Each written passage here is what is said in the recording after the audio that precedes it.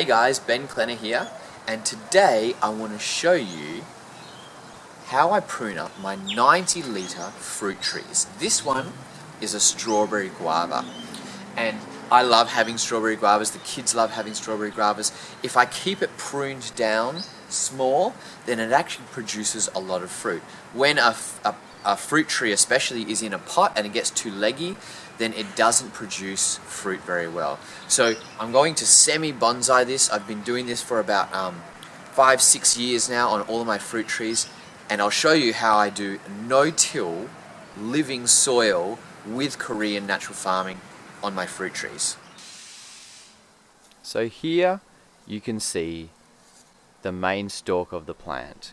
We're going to prune that where it comes up there, right at the Y between those two branches. We're going to keep these two branches here and prune that main stalk.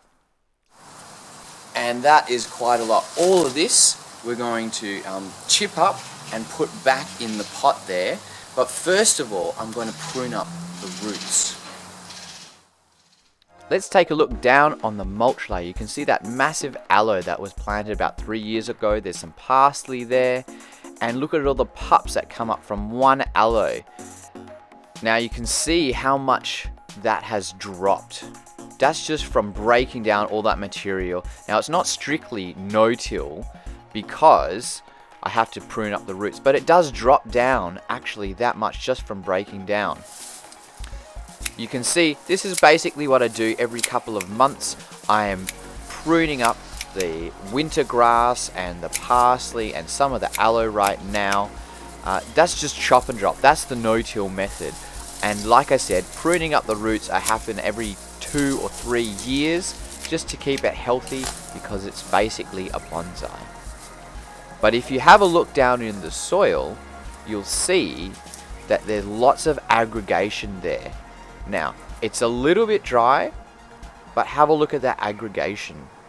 That's the microbes building soil. I like to keep it dry because when I'm moving a pot like this, if it's sopping wet, then it's super heavy. So I'll give it a good water in once I'm finished pruning up the roots. But like you can see that pot in the foreground, that's an annual pot, and that's strictly no-till because I never have to take anything out of the pot. I can just chop and drop, layer it up. But with a fruit tree, you really do need to prune up the roots for it to be healthy.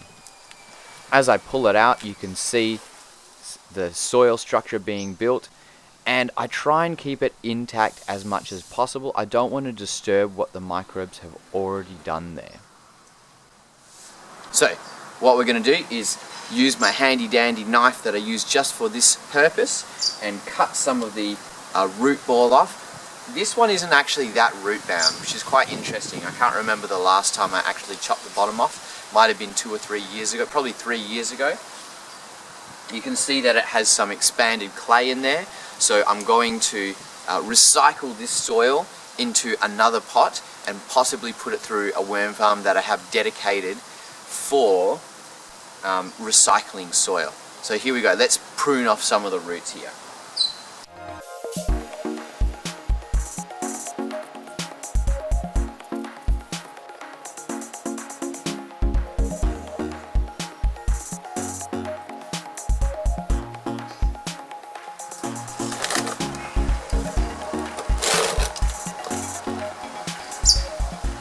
So there was definitely some thick roots down the bottom there. Have a look at this. You can see there's soil structure being built in this pot.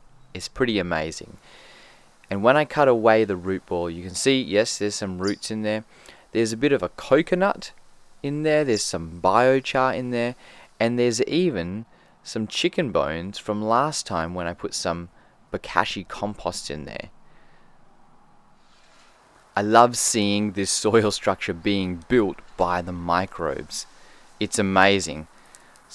So I'm shaking out the roots, getting out that expanded clay which I want on the bottom of the pot, and I'm going to put those roots aside. Now I'm going to actually try something a little different than what I usually do. What I usually do is take off a bit of the root and then take all this stuff and either compost it or put it in a worm farm. But I'm just going to amend it. So I've pulled all the roots out of there, because the idea for me is I want to contain everything in the pot so we're not taking out any nutrients. So I'm going to top dress the pot with this stuff, and then all this soil which has the expanded clay in it, I'm going to amend it. So I've got some IMO3 and biochar. I'm also going to add a little bucket of worm castings, and a little bucket of a bought product, which is basically compost and kaolin clay and trace minerals. I like using this because it's already pre-mixed, and I'm just going to add everything into the bottom of the pot and put the plant straight back in there.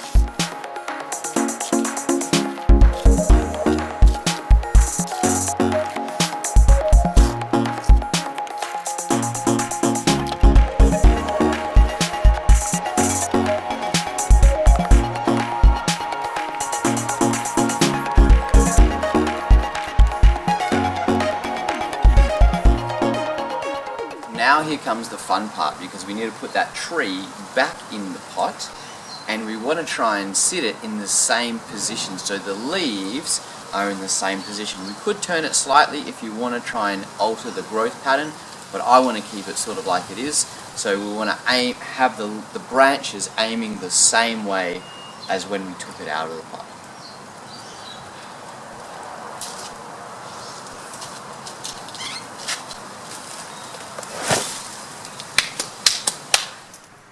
I'm going to leave some of the aloe vera pups on the surface to break down. Some of them I'm going to keep, like there's this big chunk right here that looks like worth separating, so I'm going to save that. But the rest of them I'm going to leave on the surface on the root ball. The microbes are going to break them down. I'm adding some organic matter, some stuff that I previously mulched, and then we're going to mulch up all that branch material. Now you could prune this up by hand, just use a pair of secateurs to chop this all up. But what I'm going to do is put it in my handy dandy little electric mulcher.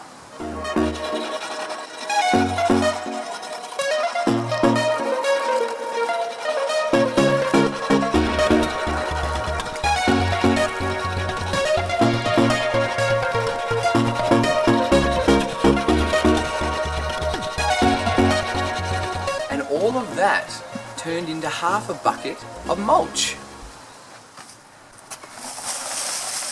And all of this fresh plant material is going on the surface of the root ball. The idea is that we want to have a really thick soil mulch interface for the microbes to start breaking down. There's lots of worms in there. We want to keep the material away from the trunk of the plant, from the base of the plant, because if it stays close up, then it can start to actually rot the plant and kill the plant.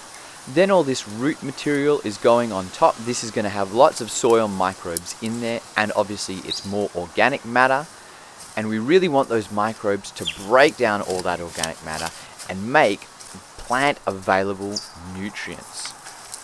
I'm adding just a little bit more of what was left on the pavement.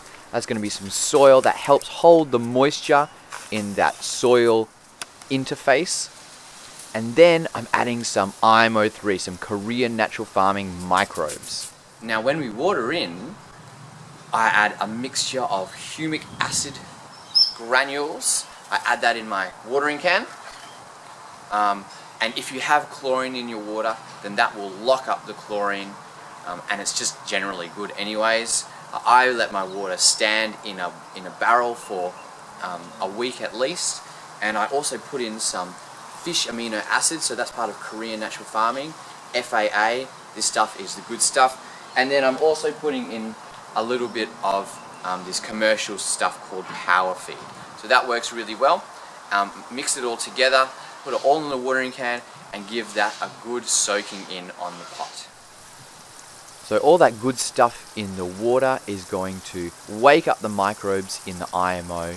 It's going to breed them all up, and it's starting to break down that material. I'm then putting on some tree loppers mulch, So this is mulch that's been sitting in a pile for 5 or 6 months, and that just helps to seal everything in there, protect it from the sunlight, protect the water from evaporation, and create an ideal condition for that stuff to break down and the microbes to thrive. Then I'm going to add a little bit more water on top of that and make sure everything is nice and moist for those microbes. And that's basically what I do with my fruit trees that are in the large pots.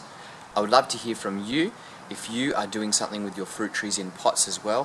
What sort of technique do you use? I find that this no-till Korean natural farming method works really well.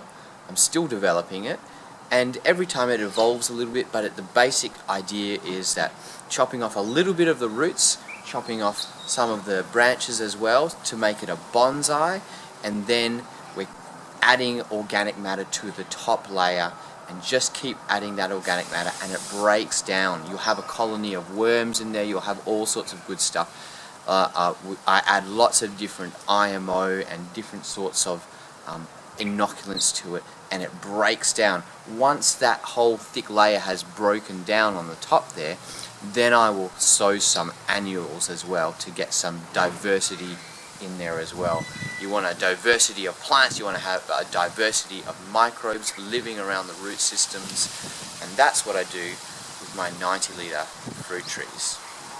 So until next time, thanks very much. Give us a comment, a like and a subscribe, and we'll see you in the next one. If you're interested and want to find out more about no-till gardening, Korean natural farming, or creating a probiotic life around you, subscribe for more up-and-coming videos. Thanks again for watching, and we'll see you next time.